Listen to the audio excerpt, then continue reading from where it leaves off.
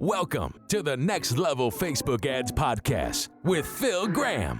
We help you master Facebook ads and give you an unfair advantage over your competition. Are you ready? Let's go. Hey, podcast family. Welcome to the Next Level Facebook Ads Podcast, episode 326. I'm Phil Graham. I'm glad you're here because today I'm going to be talking about how I would spend $25 a day on Facebook ads. And I like to cover this topic with you guys at least 3 or 4 times a year because things change depending on the time of year that we're in, as well as a lot of other factors. So this way you can get current up-to-date information on how I would spend 20 or 25 bucks a day running ads as of August 2023. So I'm really glad you guys are here. I can't believe it's already August. How crazy is that? The weather's been really nice here in Seattle. We just had a nice family barbecue a couple days ago. That was really fun. Football's coming back, and it's really not that far off from fall and then the holiday season. So this is crazy. But I hope you guys are doing really well and enjoying this time of year wherever you're at. And I'm excited to talk about this topic today because when it comes to ad budgets, there really is a challenge with lower budgets. Because when you have a smaller ad budget of 20, 25 bucks a day, you have to be even better than somebody that has a larger budget because you have much less room for error. So you don't want to just listen to anyone when it comes to this kind of stuff because there's so much bad information out there, which is crazy. So it's really good that you are listening to this podcast. And of course, especially this episode, if you do have a lower budget, even though it's more challenging with a small budget and there's never even a guarantee when it comes to advertising, the good news is, yes, it is possible to have success with small budgets. I've seen it happen even with somebody who had a budget as low as $5 a day. And while I don't recommend starting that low, if you can help it, wherever you have to start is where you have to start. And you need to get the most out of that amount of money that you have to spend on your ads. So I'm going to be teaching you today how I would go about doing that, assuming you have like $20 or $25 a day to spend when it comes to Facebook ads.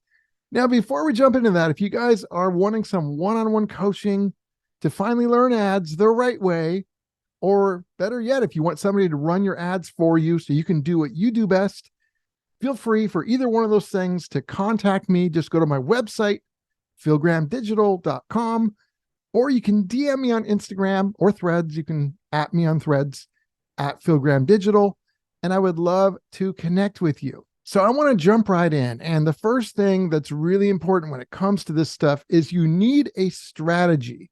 Just like running ads at any budget, you should have a great strategy because so many people don't do that.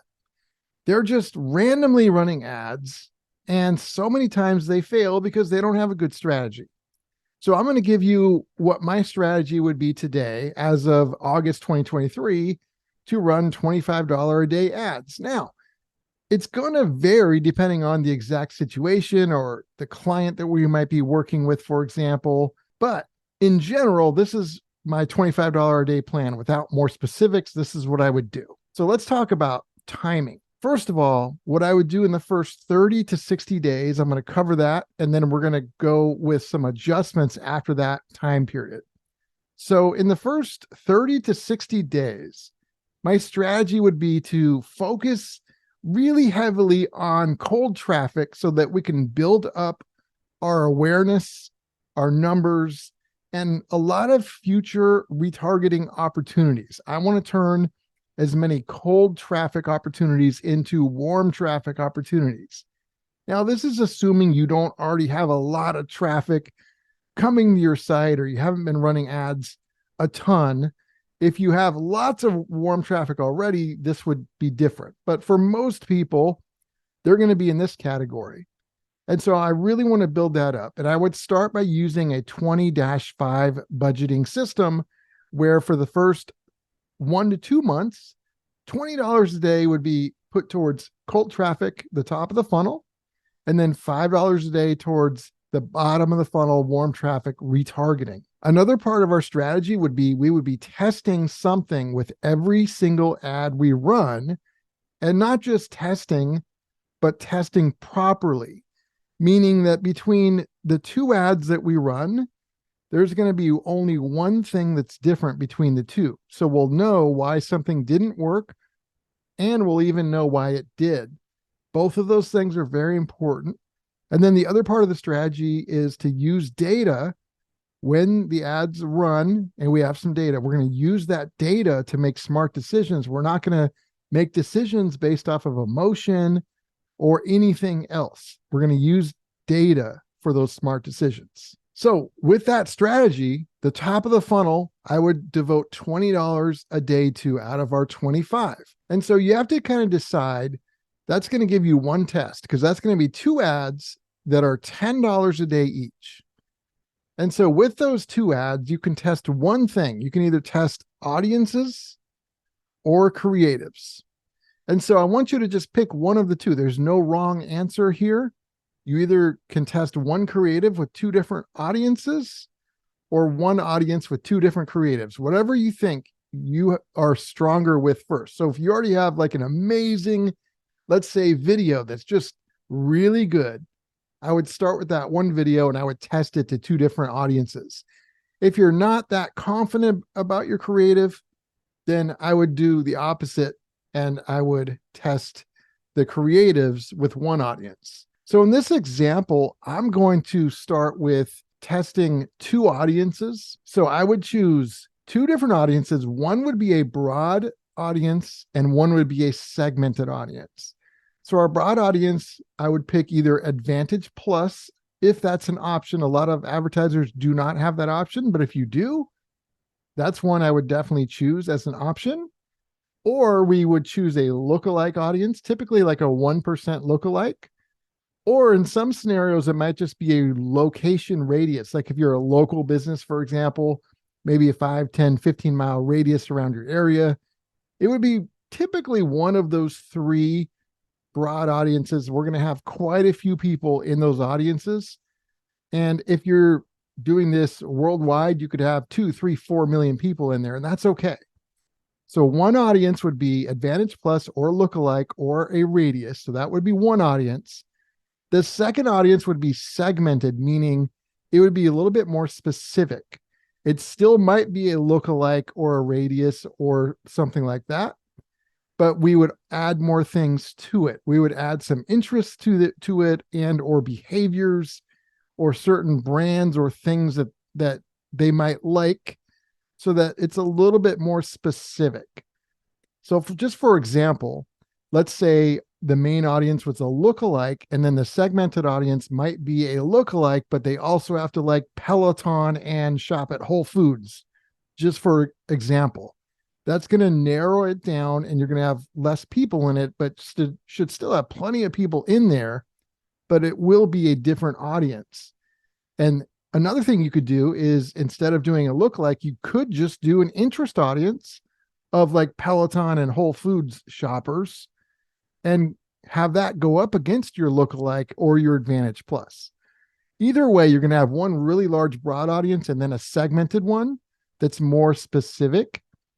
And then each ad, that's two ads. That's going to be $10 a day for each one.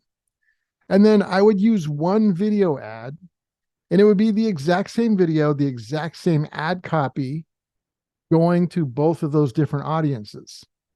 Now, if you had two different sets of ad copy, then that would be two different ads.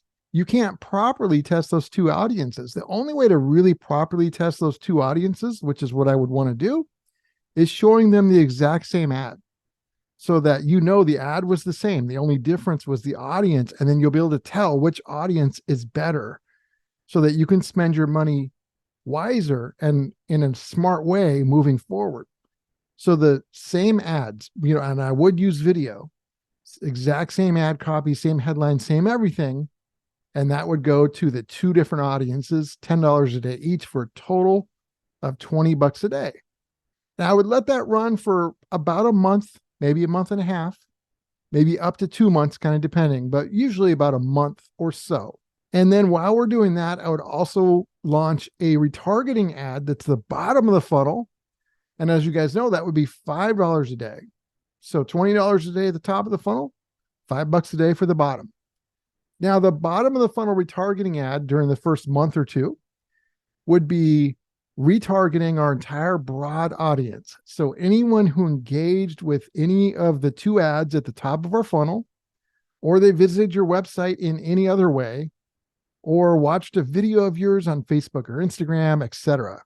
Anybody in that warm audience would be included in this bottom of the funnel retargeting ad that's $5 a day. And typically I use shorter ad copy when it comes to our retargeting ads, but I would still use my framework. And I actually didn't talk about this for the top of the funnel. Forgot about that. But for both the top of the funnel and the bottom of the funnel, I would still use my creative framework. And there's two main parts to my framework. Part one is using a hook, having empathy, telling a story, showing your differentiation, and then having your offer. Hook, empathy, story, differentiation, offer.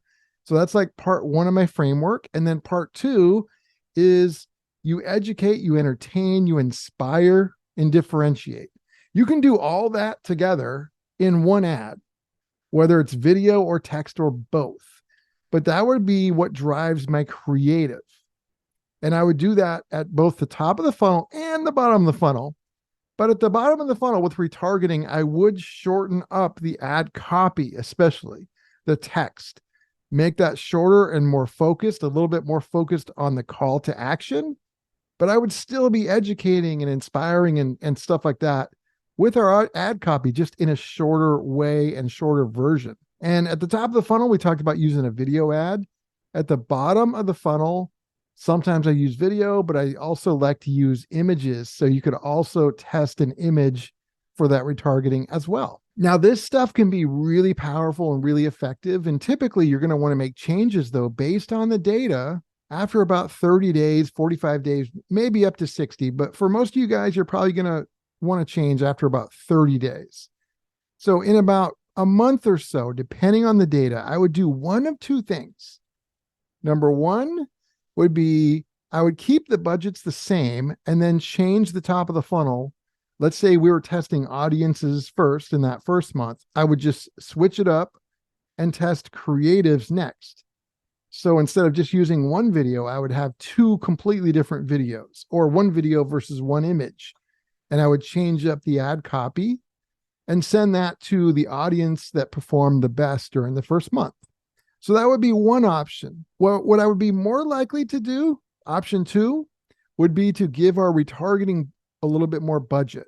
So instead of 20 a day for cold traffic and 5 for warm, I would go down to $15 a day for cold traffic and $10 a day for warm. So I would actually add $5 extra per day for our retargeting traffic. And the reason why I would do that is we would have a lot more retargeting opportunities after 30 to 60 days of doing this. So I would want to really leverage that, because a lot of your success can sometimes come from retargeting, not just the top of the funnel.